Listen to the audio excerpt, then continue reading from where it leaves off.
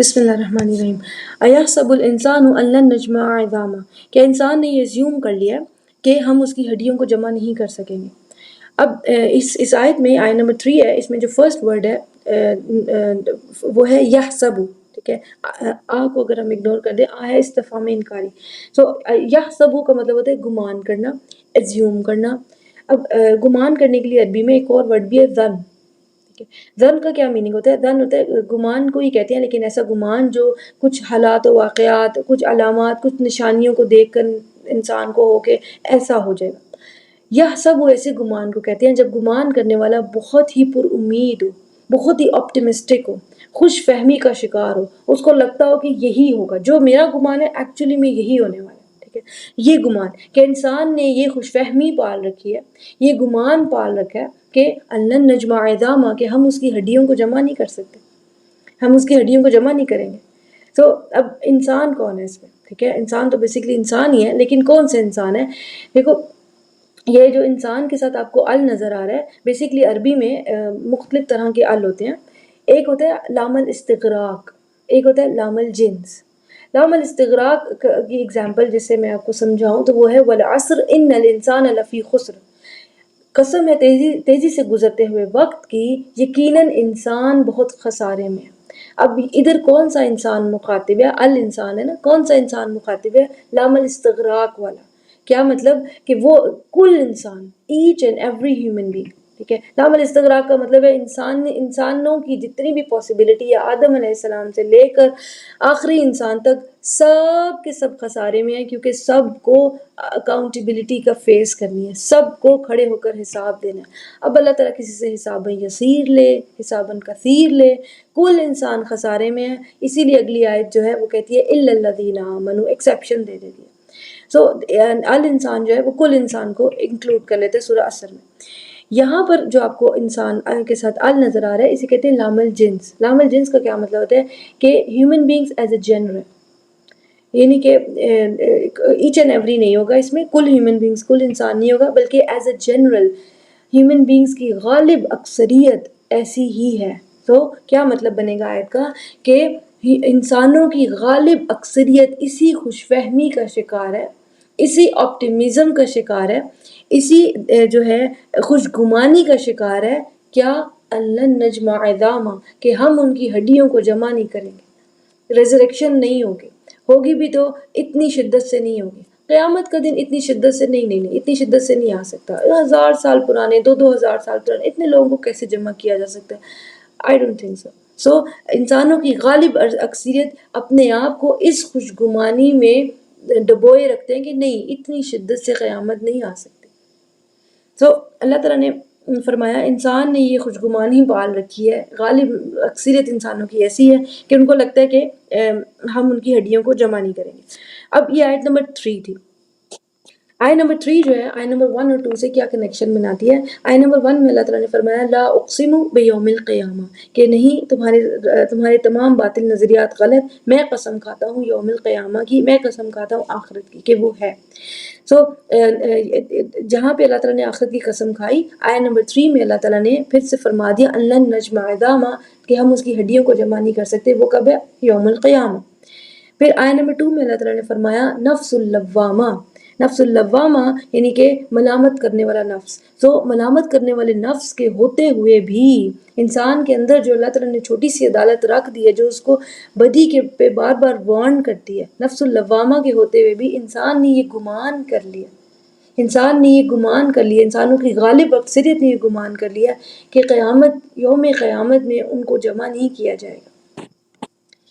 Then next آیت میں آیت نمبر 4 میں اللہ تعالیٰ نے رسپانس دیا بلا، وائی ناٹ، یعنی کہ ایحسب الانسان ان لن نجمع عظامہ. انسان غالب اکثریت انسانوں کی ایسی ہے جس نے یہ ایزیوم کر لیا کہ ہم ان کی ہڈیوں کو جمع نہیں کر سکیں گے. بلا، وائی ناٹ، کیوں نہیں، یہ ہو کر رہے گا. قادرین علی ان نسوی بنانا، ہم تو قادر ہیں اس کے پور بنانے میں، یعنی یہ جو فنگر ٹپس ہیں انگلیوں کی، یہ تک بنانے پہ قادر ہیں. اب یہ بہت ہی انٹرسٹنگ ہے کہ انسان نے ایزیوم کیا تھا بونز، ہڈیاں، جو ایک سالڈ چیز ہے. ٹھیک ہے، تو انسان نے ایک کہہ لو کہ نا ایک ایزی چیز، ٹھیک ہے، ایزیوم کر لی کہ اتنی موٹی موٹی ہڈیاں یہ تک بھی جمع نہیں ہو سکتی، ٹھیک ہے. یہ جو اسکل ہے، یہ ریبز ہیں، یہ فیبولا ٹیبولا، یہ جتنی بھی ہیومن بونز ہیں،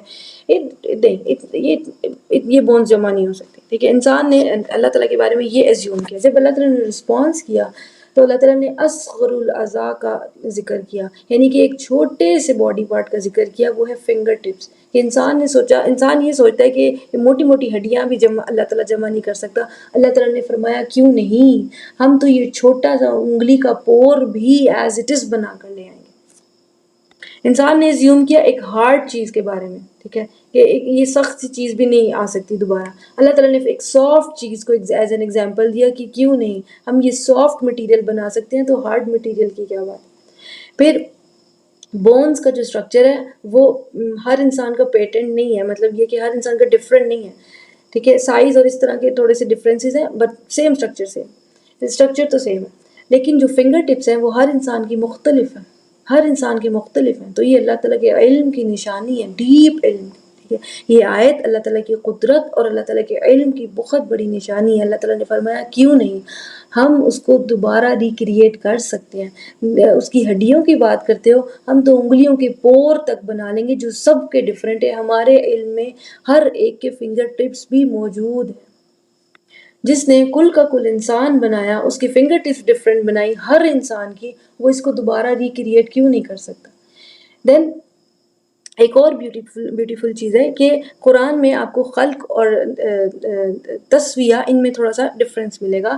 جیسے سورہ اعلیٰ میں ہے سبح اسم ربک الاعلیٰ الذی خلق فسویٰ. خلق ہوتی ہے جنرل کریشن، سوا ہوتی ہے اس کی پرفیکشن. اس صورت کے اینڈ میں بھی آئیں گے یہ دونوں ورڈز. خلق مینز کریشن، بیسک کریشن، اور سوا کہتے ہیں، تسویہ کہتے ہیں کہ اس کی کسی چیز کی بیوٹیفیکیشن کرنا، پرفیکشن کرنا. سو اللہ تعالیٰ نے خلق کی بجائے سوا کا ورڈ یہاں پہ یوز کیا کہ اللہ تعالیٰ نے فرمایا بلا قادرین علی ان نسوی بنانا، کہ ہم تو اس کی انگلیوں کے پور کو پرفیکشن سے بنا سکتے ہیں. یعنی کہ صرف یادداشت کے مطابق کوئی انسان جو ہے ہلکی پھلکی ڈرائنگ کر دے، نو، ویسا کا ویسا پرفیکٹ بنا سکتے ہیں جیسا کہ اس دنیا میں موجود ہے. دین اللہ تعالیٰ نے فرمایا بل یرید الانسان لیفجر امامہ. حقیقت یہ ہے، یہ آخرت سے انکار کرنے کی وجہ یہ ہے، بلکہ وجہ یہ ہے، یرید الانسان، انسان اصل میں آخرت کا انکار کیوں کر رہا ہے؟